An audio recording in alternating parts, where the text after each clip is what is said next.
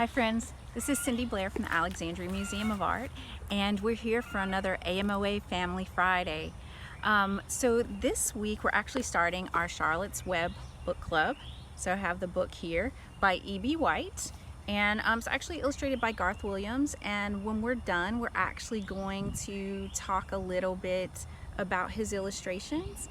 And well, first we're going to get started reading the book. Now, if you don't have a copy of this at your house and you want to read along with us, check out the Rapides Parish Library's website.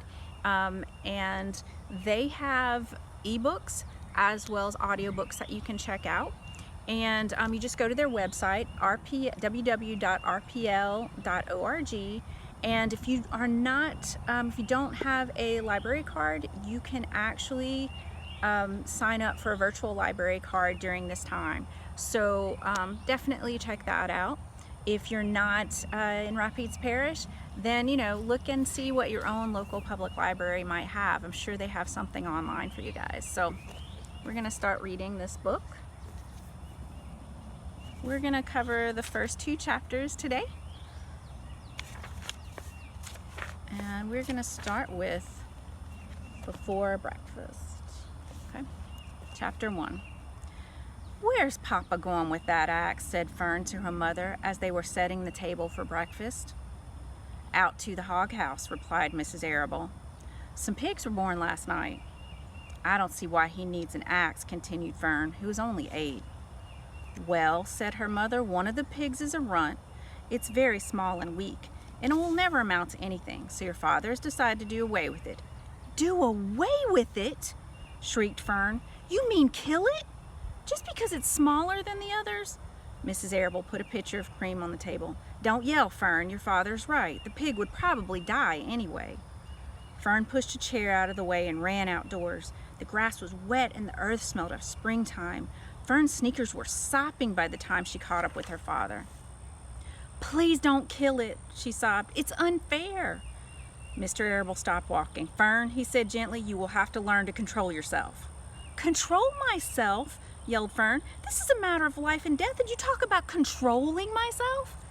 We have an illustration here, if you guys can see. It's Fern trying to pull the axe out of her father's hand. Oh my gracious. Tears ran down her cheeks, and she took hold of the axe and tried to pull it out of her father's hand. "Fern," said Mr. Arable, "I know more about raising a litter of pigs than you do. A weakling makes trouble. Now run along." "But it's unfair," cried Fern. "The pig couldn't help being born small, could it? If I had been born very small at birth, would you have killed me?" Mr. Arable smiled. "Certainly not," he said, looking down with his daughter with love. "But this is different. A little girl is one thing, and a runty pig is another." "I see no difference," replied Fern, still hanging on to the axe. "This is the most terrible case of injustice I have ever heard of." A queer look came over John Arable's face. He seemed almost ready to cry himself. "All right," he said. "You go back to the house and I will bring the runt when I come in. I'll let you start it on a bottle like a baby. Then you'll see what trouble a pig can be." When Mr. Arable returned to the house, half an hour later, he carried a carton under his arm. Fern was upstairs changing her sneakers. The kitchen table was set for breakfast, and the room smelled like coffee, bacon, damp plaster, and wood smoke from the stove. "Put it on her chair," said Mrs. Arable. Mr. Arable put the carton down at Fern's place. Then he walked to the sink, washed his hands, and dried them on the roller towel. Fern came slowly down the stairs. Her eyes were red from crying. As she approached her chair, the carton wobbled, and there was a scratching noise. Fern looked at her father. Then she lifted the lid of the carton. There inside, looking up at her, was the newborn pig. It was a white one. The morning light shone through its ears, turning them pink. "He's yours," said Mr. Arable, "saved from an untimely death. And may the good Lord above forgive me for this foolishness." Fern couldn't take her eyes off the tiny pig. "Oh," she whispered. "Oh, look at him. He's absolutely perfect." She closed the carton carefully. First she kissed her father, then she kissed her mother. Then she opened the lid again, lifted the pig out, and held it against her cheek. At this very moment, her brother Avery came into the room. Avery was 10. He was heavily armed, an air rifle in one hand, a wooden dagger in the other. "What's that?" he demanded. "What's Fern got?" "She got a guest for breakfast," said Mrs. Arable. "Wash your hands and face, Avery." "Let's see it," said Avery, setting his gun down. "You call that miserable thing a pig? That's a fine specimen of a pig. It's no bigger than a white rat." "Wash up and eat your breakfast, Avery," said his mother. "The school bus will be along in half an hour." "Can I have a pig too, Pop?" said Avery. "No, I only distribute pigs to early risers," said Mr. Arable. "Fern was up at daylight trying to rid the world of injustice. As a result, she now has a pig. A small one to be sure, but nevertheless a pig. It just shows what can happen if a person gets out of bed promptly. Let's eat." But Fern couldn't eat until her pig had a drink of milk. Mrs. Arable found a baby's nursing bottle and a rubber nipple. She poured warm milk into the bottle and fitted the nipple over the top and handed it to Fern. "Give him breakfast," she said. A minute later, Fern was seated on the floor in the corner of the kitchen with an infant between her knees, teaching it to suck from the bottle. The pig, although tiny, had a good appetite and caught on quickly. Look, there's this great picture. Isn't that sweet? The school bus honked from the road. "Run," commanded Mrs. Arable, taking the pig from Fern and slipping a donut into her hand. Avery grabbed his gun and then another donut. The children ran out to the road and climbed into the bus. Fern took no notice of the others in the bus. She just sat and stared out the window, thinking what a blissful world it was and how lucky she was to have an entire charge of a pig. By the time the bus reached school, Fern had a name for her pet, selecting the most beautiful name she could think of. "Its name is Wilbur," she whispered to herself. She was still thinking about the pig when the teacher said, "Fern, what is the capital of Pennsylvania?" "Wilbur," replied Fern dreamily. The pupils giggled. Fern blushed. Chapter 2, Wilbur. Fern loved Wilbur more than anything.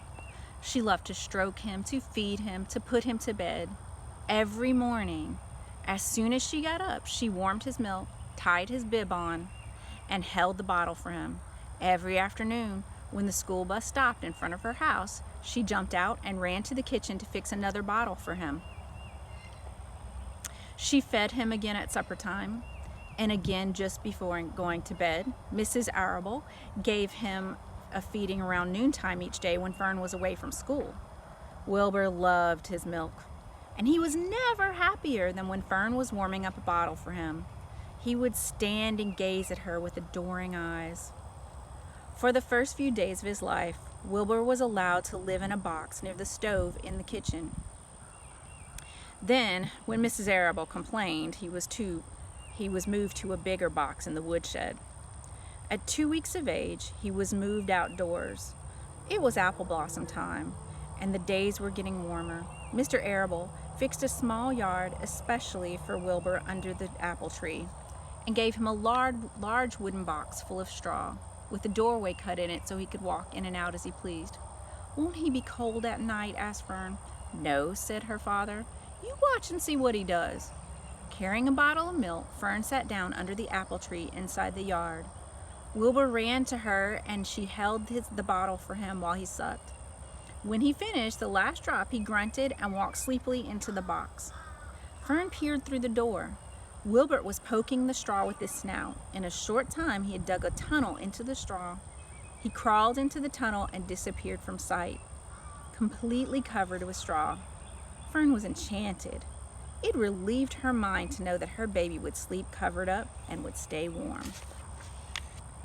Every morning for breakfast, Wilbur walked out to the road with Fern and waited with her till the bus came. She would wave goodbye to him, and she would stand and watch the bus until it vanished around a turn. While Fern was in school, Wilbur was shut up in his yard. But as soon as she got home in the afternoon, she would take him out and he would follow her all around the place. If she went into the house, Wilbur went too. If she went upstairs, Wilbur would wait at the bottom step until she came down again. If she took her doll for a walk in the carriage, Wilbur would follow along. Sometimes on these journeys, Wilbur would get tired, and Fern would pick him up and put him in the carriage alongside the doll. He liked this. And if he was very tired, he would close his eyes and go to sleep under the doll's blanket. He looked so cute when his eyes were closed because his lashes were so long. The doll would close her eyes too, and Fern would wheel the carriage around very slowly, smoothly, as not to wake her infants. One afternoon, Fern and Avery put on bathing suits and went down to the brook for a swim. Wilbur tagged along at Fern's heels. When she waded into the brook, Wilbur waded in with her. He found the water quite cold, too cold for his liking.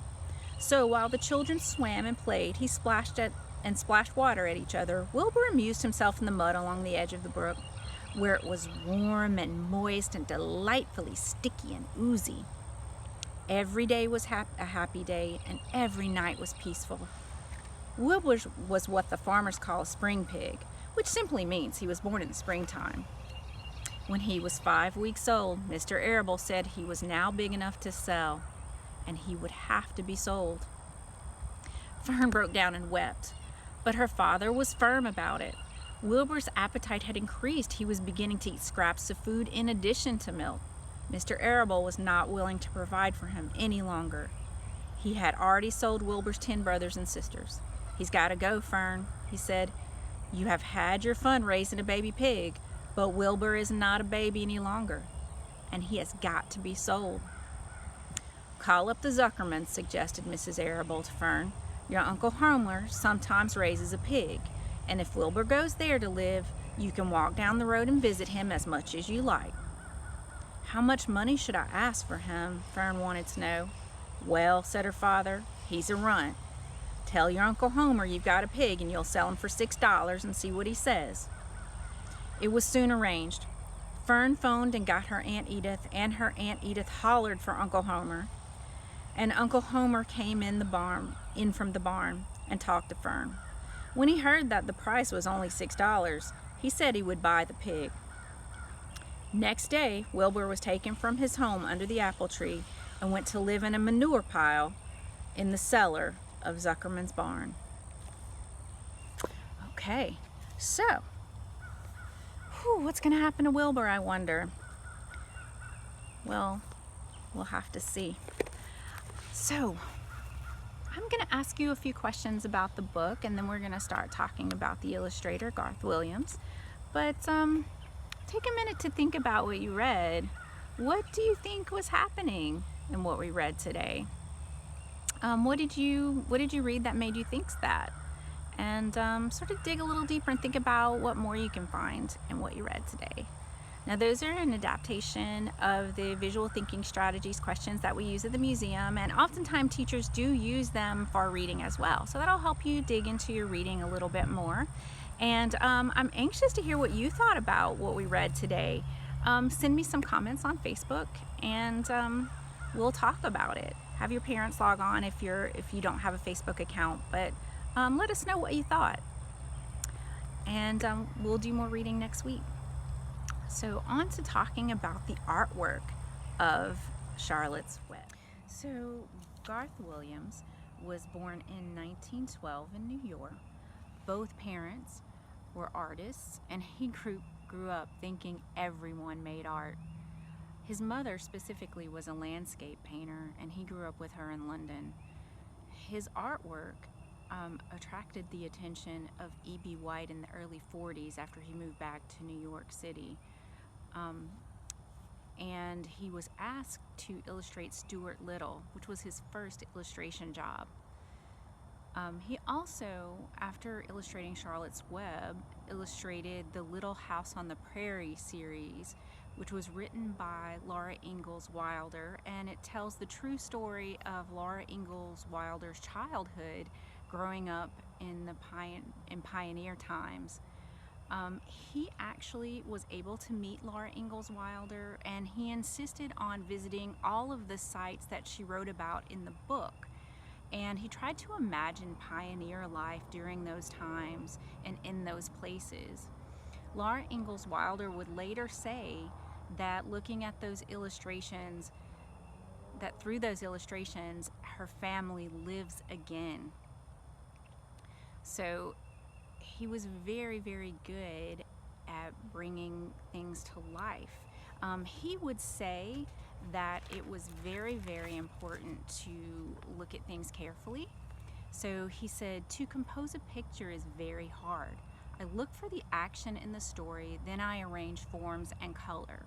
I always try to imagine what the author is seeing. So he thought about his illustrations very, very hard. He did a lot of studies, and as you can see, he did a lot of sketches, and they would start off sometimes kind of rough.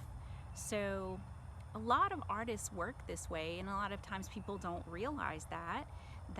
So I want you to think about that when you're making art, and sometimes maybe you're making a drawing and it doesn't look beautiful to start off with. That's totally normal. So you want to just keep working on it, maybe put it down and start, just start another version of it. But keep working with that idea, because if something doesn't look right yet, it just means it's not finished. So he would go on and do all kinds of studies until he came up with the actual thing the actual finished drawing. So as you look at his drawings, what are some words that you might use to describe his illustrations? And would you rather be an illustrator or an author? Think about those things as you move on to do your own drawings. And I want to set you a challenge. I want you to find a book that you really love and practice creating your own illustrations. Think about what Garth Williams said. What do you think the author was seeing in his mind when he wrote those sentences? And just practice making your own drawings. Or if maybe you feel like you would rather be an author and an illustrator, well, then you can sit down and maybe practice writing a few sentences and then drawing pictures to represent those sentences. So just take a little practice for the next week and draw your own pictures. Maybe there are scenes from Charlotte's Web you might want to draw. And share those drawings with us at the Alexandria Museum of Art. We're so excited to see what you guys do. You guys can always drop me an email at cindy@themuseum.org and share your pictures, or you can feel free to send us in Messenger on Facebook, or just post them in the comments. We really look forward to doing more with you guys every Friday, and to definitely reading more of Charlotte's Web. I can't wait to see how it turns out. You guys have a wonderful week, and check back with us on Tuesday, where we'll have another art activity for everyone. Have a good one. You guys be safe, be good to your parents, and we'll see you again soon. Bye.